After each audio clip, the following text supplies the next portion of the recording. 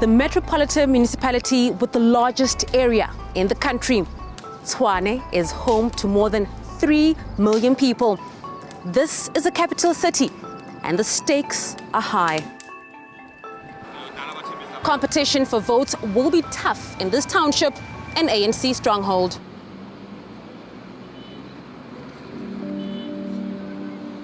Atteridgeville, 77 years ago.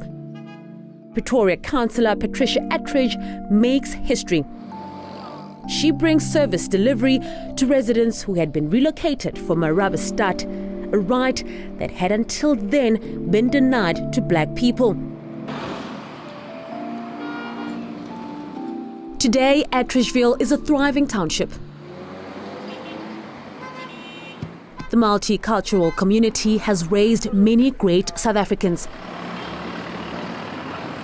This is also the birthplace of the mayor of Tshwane, Lirandzu Themba, and the man who'd like to succeed him, Solim Simanga.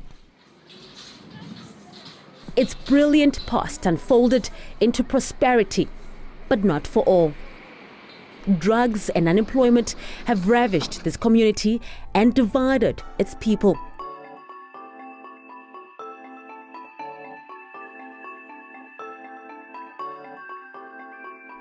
This pensioner has become the victim of her own grandchildren.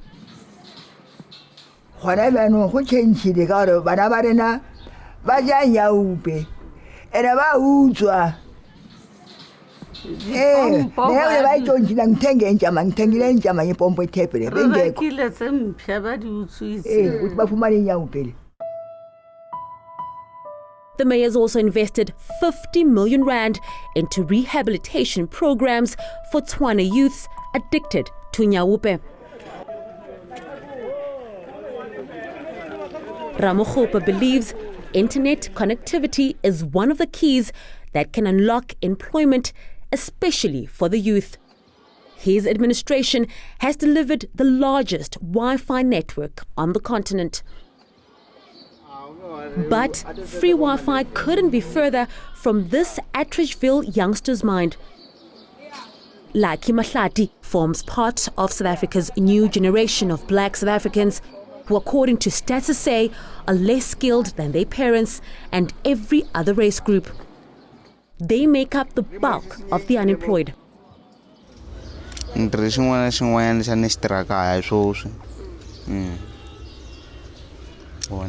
So shavisa leswi ni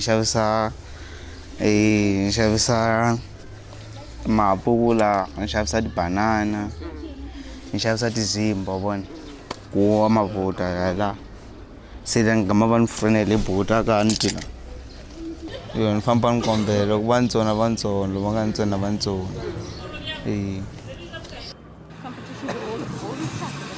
The financial crisis has impacted on the informal sector the hardest. And last year, Ramokgopa spearheaded a bursary fund to benefit the children of informal traders, like this father of one who was retrenched last year. The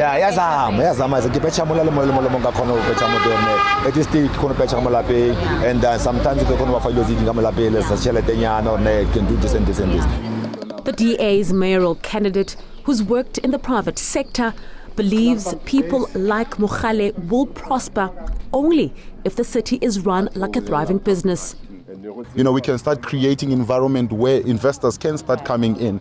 We want to make sure that we give people accountable government that will care for them, government that will make sure that they actually are given the dignity that the apartheid government denied them. Pensioners in Atteridgeville are especially feeling the pinch of high living costs. Because it's all 1,000 something.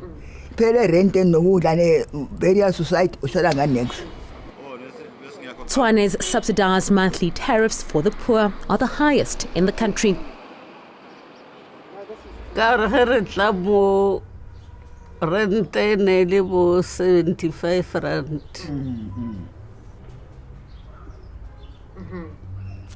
Hona byanong ke bo 1,000 something.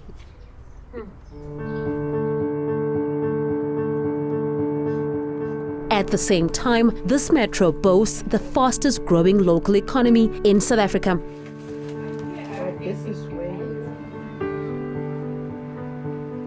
98% of Tshwane residents have access to primary healthcare services. It's also received 5 unqualified audits since the current administration came into power in 2011. But there's reason for the ANC to be concerned. A cancelled prepaid electricity meter contract has cost the city more than R1 billion and is under investigation by the public protector for flouting supply chain practices. Reports of leadership battles within the ANC and political intolerance have also put a dent on the party's image. The infighting within the ruling party spilled over to the streets of Atteridgeville when an angry group accused the mayor of rigging the selection of candidates and threatened to burn down his parents' home earlier this year. Something that almost becomes unavoidable. Remember that whoever ascends to the leadership of the party, be it the region, province or national, is closer now to controlling state resources. So in some quarters, the battle appears to be a battle with regards to the leadership of the ANC, when in fact the ultimate prize at the regional level is to control municipal resources. We never go to battle with an intention to lose. We'll win Tshwane, convincingly so. We have a program as the African National Congress that can move the city of Tshwane forward. We're not talking about any other party. We talk better about the African National Congress. We concede on our challenges as the African National Congress, and we've got a plan on how we're going to resolve those challenges. Watch the space. On the 5th of August, Tshwane will be having an ANC leadership. But it's no longer a two-man show. 37% of Tshwane's population is classified as youth, making this metro the ideal audience for the Red Berets. The EFF claims to have captured the hearts and minds of the youth with its militant approach to economic transformation. Last year, its land invasion program galvanized communities to take part in land grabs. The mayor's office characterized this as anarchy. So these are people, for lack of better word, who gets to be imported from other areas. They come here to undermine this project. We are saying that young people in their majority has to be councillors, there has to be generational mix. We are saying that young people in this country, in this city, they have to then get the employment in the strategic positions in the city. We speak the language of young people. The entrance of the EFF into the political arena has really opened up space for young people. Some in opposition to the EFF, others in support of the EFF. It doesn't matter, but the EFF has created that space for young people.